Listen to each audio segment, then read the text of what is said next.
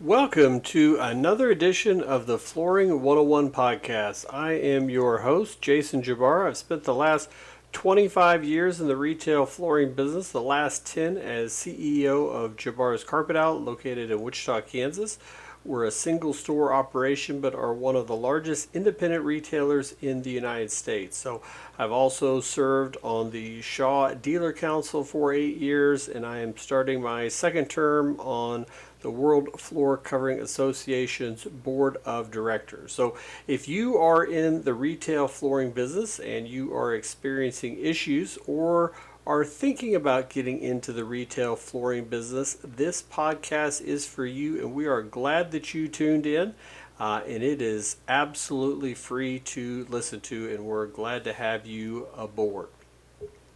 Today, we'll continue through our journey of the Flooring 101 Retail Flooring Blueprint.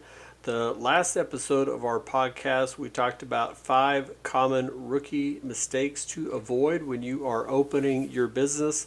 Not hiring too early, don't overdo your showroom, making sure that you have set out leeway time in your payments, and a couple other rookie mistakes that if you avoid those, you're going to have a lot better chance of being successful in retail flooring. But today, we will be talking specifically about mapping your store's vision and income model. So if you stick with us, you're going to learn how to start, run, and scale a profitable flooring business through some proven systems for sales, operations, and marketing. They are the same systems that I use in my successful business, and I would encourage you to use the same successful system. So let's get into it today. Mapping your store's vision and income model. We'll be talking about 5 main points today. The first thing that we'll be discussing is defining your personal income target that you have as a new owner of this new store. Secondly, trying to reverse engineer some of the revenue goals that you might have for your business. Third, we'll look at break-even calculations. Fourth, we'll take a look at how to establish a 1-year target for your business versus a 3-year vision. And lastly, we'll discuss committing to some owner-level thinking. And we'll talk about what we mean by owner level a little bit later. So after this episode, you should not only have an idea of how you want to build your store based on previous episodes of this podcast, but we'll also have a roadmap for the direction that you see your store going in, especially from the point at which you open your door through the first 90 days. A 1-year model and a 3-year vision for your business. At the end of the podcast, please let us know what you liked and what questions you might have. Remember, as always, you can follow us on all of your favorite podcast locations like Apple and Spotify, but you can also find us in some form on a variety of other different social channels. Some you may like more than others, but we are on all of them. So you can find us on Substack, Reddit, Facebook, LinkedIn, and Instagram under the Flooring 101 banner with a picture of my ugly mug somewhere on there. Plus, if you want to get some one-on-one time with me and really dive into bettering your business, you can go to jasonjabara.com and book a free call. It's always absolutely free to get on a call. I'd love to hear a little bit about your business and maybe some of the specific issues that you're facing with opening up your business. So if you need to book that call, you can go to jasonjabbar.com. So let's get into it. Mapping your store's vision and income model. You know, a profitable flooring business begins with clarity around kind of your personal income target.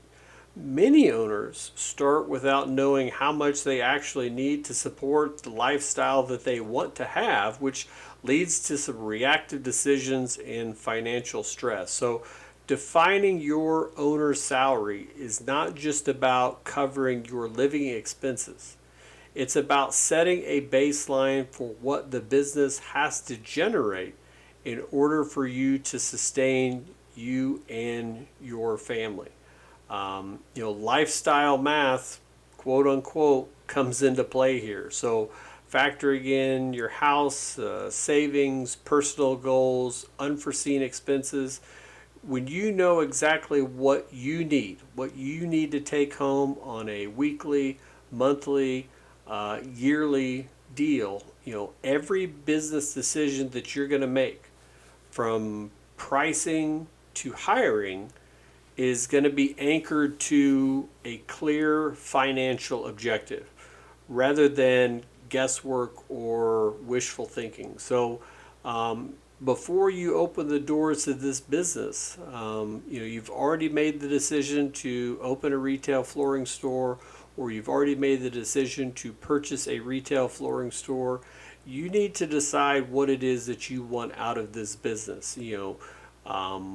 Is 100 grand, 250? Do you need to be a millionaire?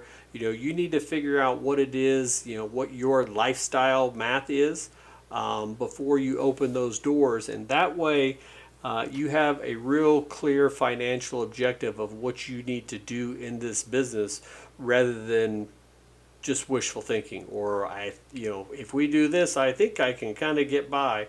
Have that in mind before you open those doors, because once your personal target is defined, the next step is kind of reverse engineering your revenue goals. So this requires understanding your average ticket size and estimating the monthly job volume needed to hit your income target. So for example, if your average sale is $8,000 and you want $200,000 in personal income after business expenses, you can then calculate the number of jobs required and adjust your marketing, your sales processes, and your staffing accordingly. So you should know what your lights and rent and utilities are.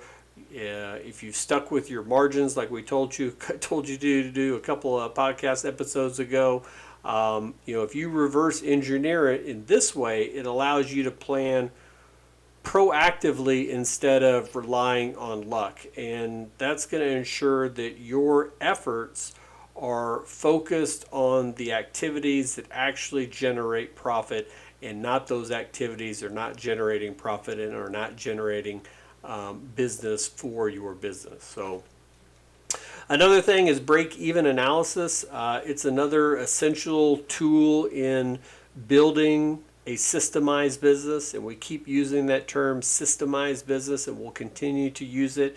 Your business is built on systems. A successful business is built on systems, and we are trying to lay the blueprint for a successful flooring business. So reverse engineer your revenue goals, and then looking at your break-even analysis. So your break-even analysis is another one of those essential tools. So knowing your fixed expenses, rent, payroll, utilities, insurance, work comp, and all the other overhead, along with your required gross margins, that's going to tell you exactly how much revenue is needed just to cover your costs. And this is all stuff that you should be doing beforehand, before those doors open.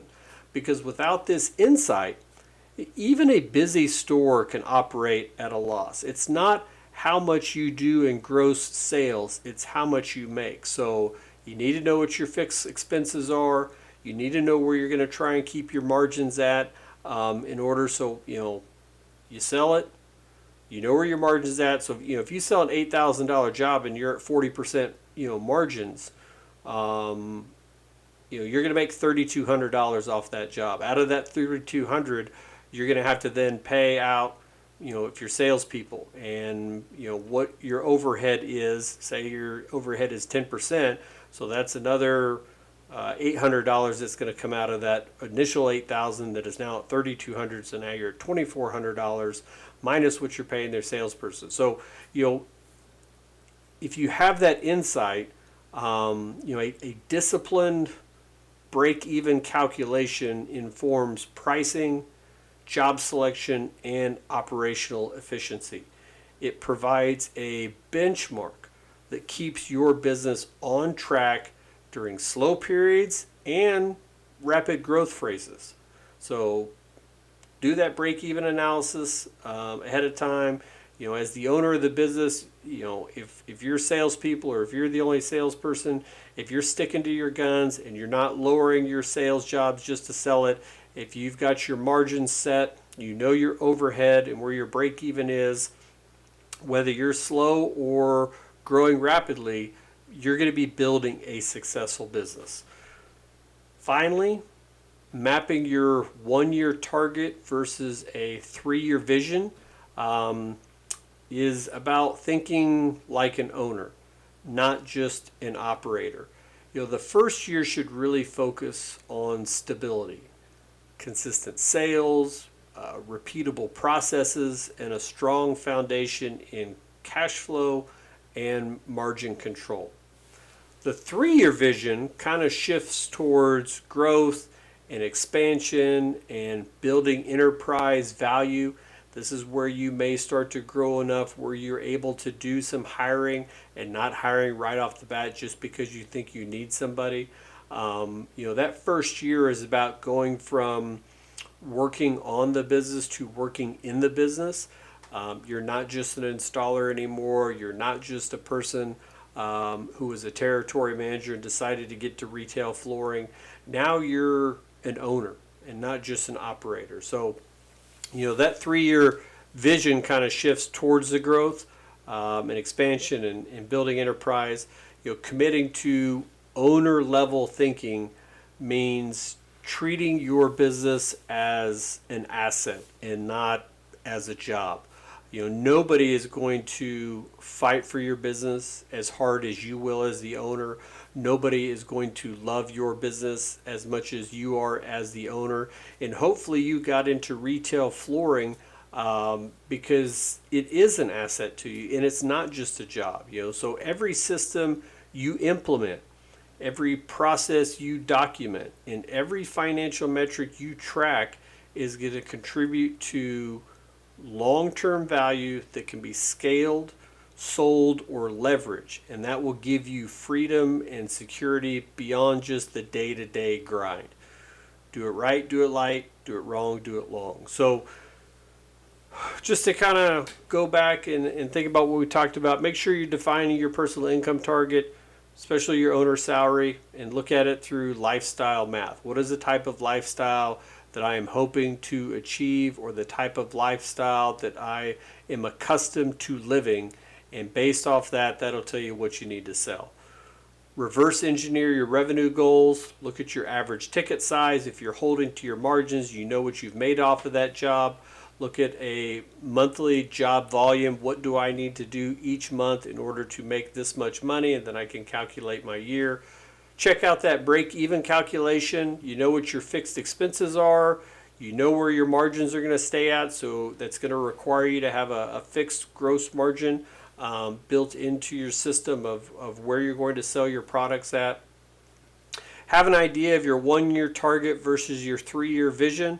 That first year is the stability phase. It's getting the doors open. It's getting the processes aligned. It's getting everything on track, heading in the right direction. And that 3-year vision is where you're going to start to grow. You can start to build onto those initial platforms that you set up to open your business. You might be able to start doing some hiring, doing some expansion, stocking some inventory. After that first year, if everything went well, you've got a really solid foundation and blueprint of where you're going. Now you can start to grow. But don't start that until you've gotten through that stability phase. And then lastly, just making sure that you are committing to an owner level type of thinking. You are building an asset and you are creating an enterprise value of this business. Whether you're creating it to retire, to hand over to the next generation, to sell it, to multiply it, but you need to be thinking like an owner and not just a worker in the business, because nobody's going to love your business more than you do as the owner. So after this episode, you should not only know how you want to build your store from previous episodes, but a roadmap for the direction that you see your store going in the next 90 days, 1 year, and 3 year vision. So let us know what you liked and what questions you might have. Remember, you can follow us on all of your favorite podcast locations, as well as Substack, Reddit, Facebook, LinkedIn, and Instagram under the Flooring 101 banner. If you want to get some one-on-one time with me and really dive into your business specifically and how to better your business, you can go to jasonjabara.com, JASONJABARA.com, and you can book a free call. I would love to get on the phone with you and chat about your business with you. So just get on there and you can book that free call. And on our next episode, we will discuss your first 90-day launch. We're at the end of our kind of first 10 podcasts, and we're going to be looking at what that first 90-day launch looks like for your business. You've done all the homework. You've created the processes. You've got everything in line. You know what to avoid, and you should be ready to open those doors. So we'll talk about that next time, and until we meet again, continue to build a better business.